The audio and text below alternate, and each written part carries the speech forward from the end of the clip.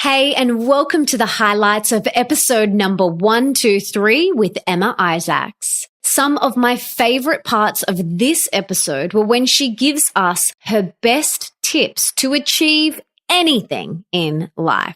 I also love when she talks about how and why we need to master our mind, how to inspire others, and I love her relationship building tips, both personal relationships and business. This information is life-changing, but there is so much more wisdom and inspiration that you get in the full episode. So, to listen to the full podcast and get all the info in the show notes, head on over to melissaambrosini.com/123 right now.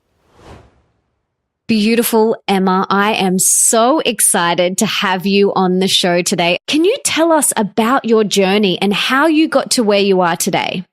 My story is a little bit uncommon in that I've actually never really worked for anyone else apart from a casual job I had whilst at school. So I suppose you could describe me as like an alpha entrepreneur. I had my first company when I was 18 years old, and I'm about to turn the big 40 next year, which I'm secretly really excited about. I'm feeling very calm about that. But I've been at this business game for, over 20 years now, which is really, really exciting. But yeah, I had a recruitment company to start with and led that business for about, I think 7 years or so. And we did really well. We run a stack of awards and we built a really, really beautiful culture. We got the business to about 30 people and, it was like a family. All my businesses, I treat my, team members like their family, and I was just the mother hen of that company. Even though I was so young at the time, I've always been a bit of a wise soul, I suppose. But yeah, I did that business for 7 years. And then I had this kind of weird epiphany, went backpacking in India as you do, and just kind of got to thinking there must be something more out there for me. And even though this business is my identity and it's all I know and it's all I've ever done, and there was no delineation between me and that business. It was just all the one thing. But a girlfriend invited me along to a Business Chicks event, and I thought, I had been this serial networker, this hardcore networker. I made sure I went to every single industry event. I went to all the industry conferences. I volunteered on boards, and I just was this hardcore networker. But I'd never heard of this group called Business Chicks. And I actually said to her, I said, "There's no way I'm going to any event that calls themselves Business Chicks. I'm a proper, I'm a proper businesswoman. That's degrading to women. I'm a feminist." And she said to me, "Get over yourself and come along to this event." And look, I'm obviously really glad that I did. I walked into that room and I was completely bowled over by what I felt and who I met in that room. And I just remember feeling like, I was embraced by all these beautiful women. They were just, Business Chicks still to this day. I hope that I've been able to continue on that energy. It still feels like, we wrap people up in possibility and we tell them that, they're enough, and we try and create community like we used to have at church or at the synagogue or with sports clubs. So that's kind of what I felt the first time I went to a Business Chicks event. And I remember I was in the worst possible seat in the back of the room, and the people on the stage were like little ants, and I couldn't have cared less. I just loved it that much. And I ran back to my recruitment company and I said to everyone there, "Everyone become a member now. We've got to get behind this thing." And I think I bought 2 or 3 tables at the next event and turned up to that event. And then that was the day that I heard the business was for sale and I ended up buying it.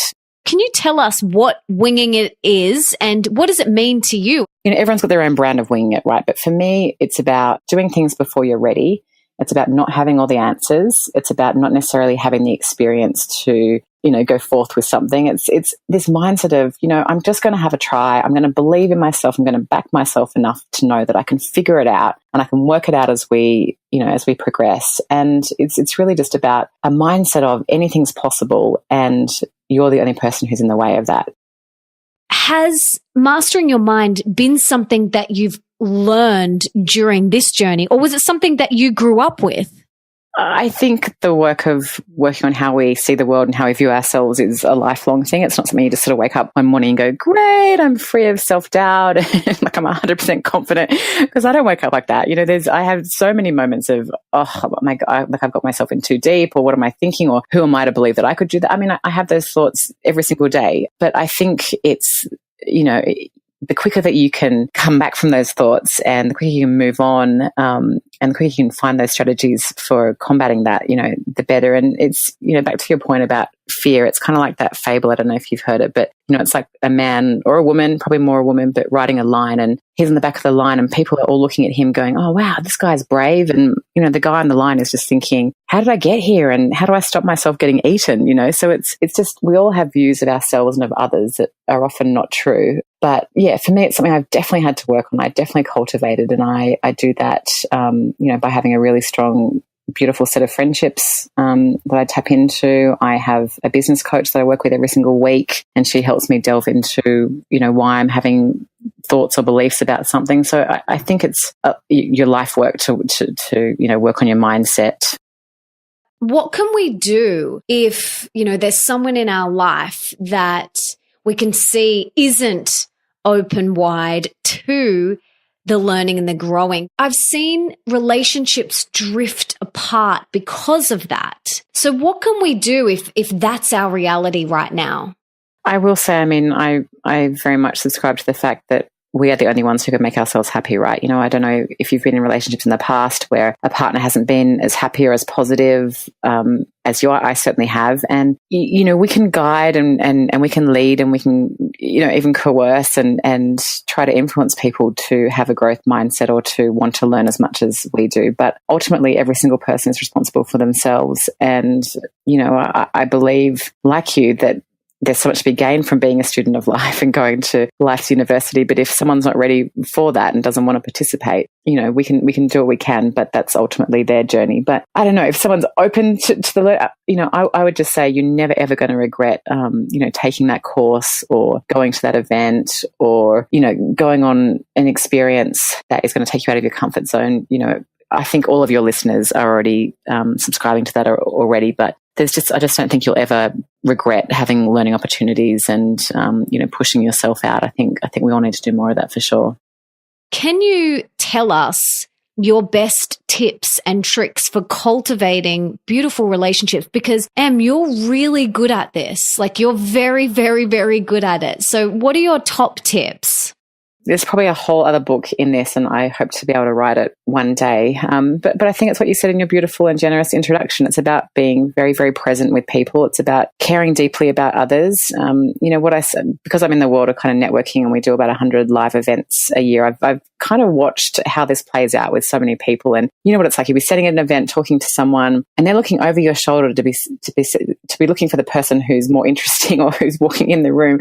I always try and just look deeply into someone's eyes and connect with them and just be with that person. And so I think being present is a really great place to start in terms of cultivating relationships. The second thing I'd say is, every single person is unique and comes with their own set of, skills and strengths, and, really trying to understand life from their point of view is really important as well. So that leads to personalizing everything. My team think I'm absolutely nuts, but I'll give you an example. Yesterday, we launched a knowledge tour in LA that we're going to be running for our entrepreneur group within Business Chicks called Power Players. And we have about 100 members in Power Players. And I sent every single one of them an individualized invitation to this course we're doing in LA. And my colleagues are like, that's going to take you half a day. And I'm like, well, you know what? I think it's worth me doing that because I get to connect with people. I get to, that's a gift for me to be able to do that. And I don't mind spending my time doing that. I think we just don't give enough investment into our relationships. At the end of the year, I have been known to write over 1,000 Christmas cards to people. And it's not like, dear Mel, happy Christmas, love M. It's like, I will tell you what you've taught me that year, and I will think about what's coming up in the next year for you, and I will remember, your husband's name, and I will remember your dog's name. And, that it's just really, really important to me. And I think that's how we've been able to build Business Chicks into where it is, because we really, really, really deeply care about people. It's not, this authenticity for marketing's sake. Like, I feel like if you have to tell people, you're authentic, I don't know, it's just never really sat with me. I would rather my actions speak for myself rather than, my words. So, I really do invest a lot of time in my relationships. Like I said, I personalize everything. I think of ways to surprise people and just pop up in their inbox or send them a card. I mean, obviously, handwriting letters and cards is really, really important to me. A bunch of friends pre-ordered my book just a couple of weeks ago. So I sat here and spent half a day writing cards to say, thank you for supporting me. And I just think we've lost the art of treating people, treating people well and actually seeing people. We walk down the street, we don't say hello to people anymore. We walk past the busker on the corner and we don't drop our 50 cents or whatever, $5 in there. You're very vulnerable and you're very honest. How has this served your life and your business? I mean, I just try and be myself in every moment. I try not to, go to work and put on an act or put on a mask or, I just am myself. And what that has meant, but I obviously have noticed it in other people that we've worked with over the years that come in and feel like they have to be someone else in order to get ahead, and they have to look a certain way and they have to perform and act a certain way. And, I always just try and be the first person around the boardroom table to put up my hand and say, I don't know what that means, or hang on a minute, I'm lost, backtrack, what did you say there? And I'm just not scared to look silly or be the first one to ask a dumb question. And it's not to say I'm not intelligent. I hope I'm highly intelligent, but I just feel when you're vulnerable and when you're real, it opens up the doors for other people to do that. And I feel particularly in our workplaces that it's a sad fact that we do have to be someone else. I just try and be a role model for my people to be able to say it's totally cool for you to be yourself, bring your whole self to work. And, we're going to allow you to do that here. The vulnerability thing, I completely get Brené's work, and I've always loved all her books and all her talks, obviously. And I just love that when I got really clear that it's actually a strength to be vulnerable, then I just decided to really, really dial that up. And it does take some, getting comfortable with, it's not always a comfortable feeling to admit when you don't know something or admit that you've made a mistake. I'm always the first person to go, oh shit, sorry, that was me. Sorry, everyone. And again, by you doing that, it gives permission for others to be able to say, oh, okay, yeah, I messed up too.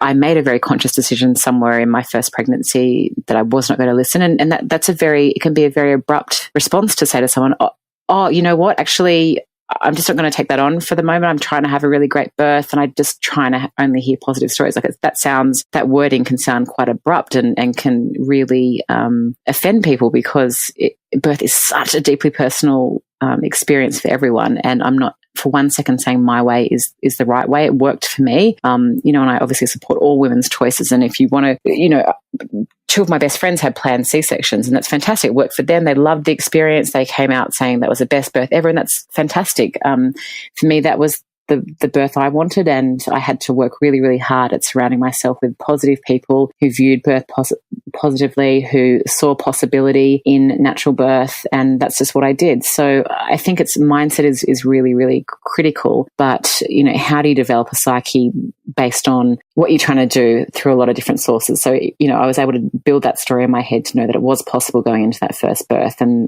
that became my truth and that became the reality. So, it comes back to manifesting, it comes back to mindset, but ultimately at some level you've got to tell all your cells in your body that you're capable of doing whatever it is you want to do, and you've got to convince them, and then I reckon it can happen.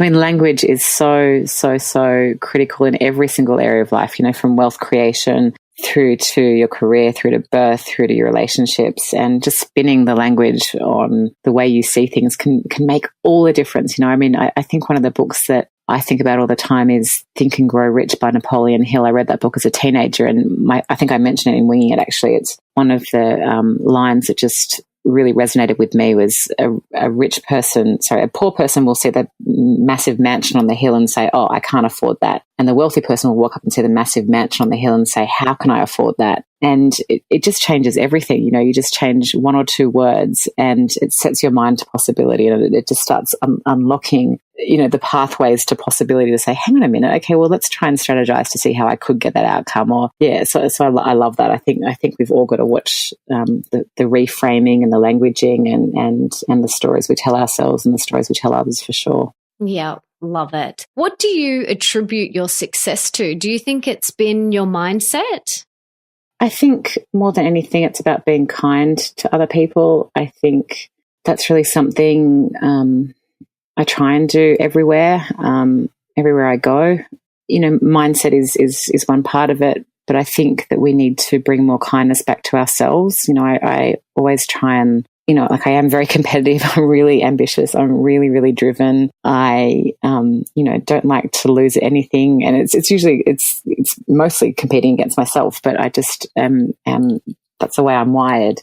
But, you know, so mindset plays a huge thing, but I think we have to look at our relationships and the way we show up with other people. And I just, and ourselves. And I try and be kind always and just relax into whatever situation I'm in and, you know, just know it's there for a reason. So I'm very, I don't know, I'm very chilled. I think that helps as well. I can manage my stress well. I don't sweat the small stuff. I think, you know, you alluded to it in the book. I talk about it more, but we went through cancer with my 4-year-old daughter, my eldest daughter. And I think that experience really can shape who you are as a person.